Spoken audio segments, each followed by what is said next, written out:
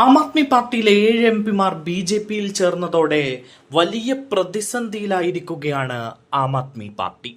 അരവിന്ദ് കെജ്രിവാളും സംഘവും വലിയ ചർച്ചകൾക്ക് വഴി തുറന്നിരിക്കുന്നു എന്ന റിപ്പോർട്ടുകൾ ദില്ലിയിൽ നിന്നും പുറത്തു വരുന്നു.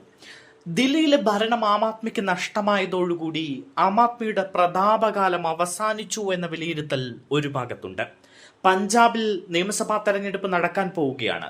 പഞ്ചാബിൽ എങ്ങനെയെങ്കിലും അധികാരം പിടിച്ചെടുക്കാം എന്ന രീതിയിൽ മുന്നോട്ട് പോവുകയായിരുന്നു ആം ആദ്മി പാർട്ടി.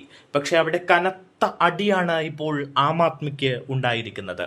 ഇവിടെ കോൺഗ്രസ് ഒരു വിമർശനം ഉന്നയിക്കുന്നത് ഏറെ ശ്രദ്ധയോടെ കാണണം.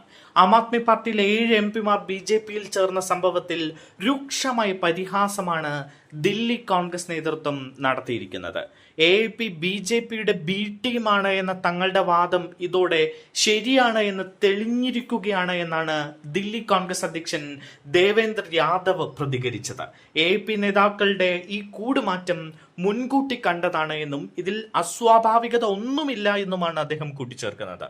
ആം ആദ്മി പാർട്ടി രൂപീകരിച്ച സമയത്ത് ദില്ലിയിലെ ജനങ്ങൾക്ക് വലിയ പ്രതീക്ഷകൾ ഉണ്ടായിരുന്നു എന്ന് ദേവേന്ദ്ര യാദവ് പറഞ്ഞു. സാധാരണക്കാരുടെ താല്പര്യങ്ങൾ സംരക്ഷിക്കാനാണ് ഈ പാർട്ടി രൂപീകരിച്ചത് എന്ന ധാരണ പലർക്കും ഉണ്ടായിരുന്നു. എന്നാൽ പാർട്ടി അധികാരത്തിൽ വന്നതിന് പിന്നാലെ പ്രമുഖ നേതാക്കളെല്ലാം പുറത്തു പോവുകയോ പുറത്താക്കപ്പെടുകയോ ചെയ്തതോടെ പാർട്ടിയുടെ യഥാർത്ഥ മുഖം വ്യക്തമായി എന്നാണ് ഇപ്പോൾ അദ്ദേഹം ആരോപിക്കുന്നത്. കഴിഞ്ഞ 12 വർഷമായി ദില്ലിയിൽ നടക്കുന്നത് ഭരണമല്ല, മറിച്ച് കേവലം നാടകങ്ങൾ മാത്രമാണ് എന്ന് ദേവേന്ദ്ര യാദവ് കുറ്റപ്പെടുത്തുന്ന സ്ഥിതിയും ഉണ്ടായിട്ടുണ്ട്. എന്തായാലും ഈ ഗിമിക്കുകളുടെ ഫലം അനുഭവിക്കേണ്ടി വരുന്നത് ദില്ലിയുടെ ജനങ്ങളാണ്. ജനങ്ങൾ അർപ്പിച്ച വിശ്വാസത്തെ AAP വഞ്ചിച്ചു എന്നും ഭരണത്തിന് പകരം രാഷ്ട്രീയ നാടകങ്ങൾക്കാണ് മുൻഗണന നൽകിയത് എന്നും അദ്ദേഹം കുറ്റപ്പെടുത്തുകയാണ്.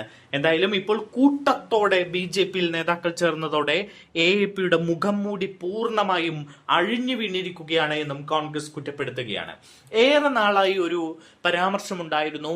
അത് AAP ബി.ജെ.പിയുടെ ബി ടീമാണ്, അരവിന്ദ് കെജ്രിവാൾ മോദിക്ക് വേണ്ടിയാണ് പണിയെടുക്കുന്നത് എന്ന രീതിയിലുള്ള ഒരു ആരോപണം. പലപ്പോഴും തെരഞ്ഞെടുപ്പുകളിൽ അരവിന്ദ് കെജ്രിവാളിന്റെ മൃദു ഹിന്ദുത്വ സമീപനം അടക്കം വിമർശനങ്ങൾക്ക് വഴിവെച്ചിരുന്നു.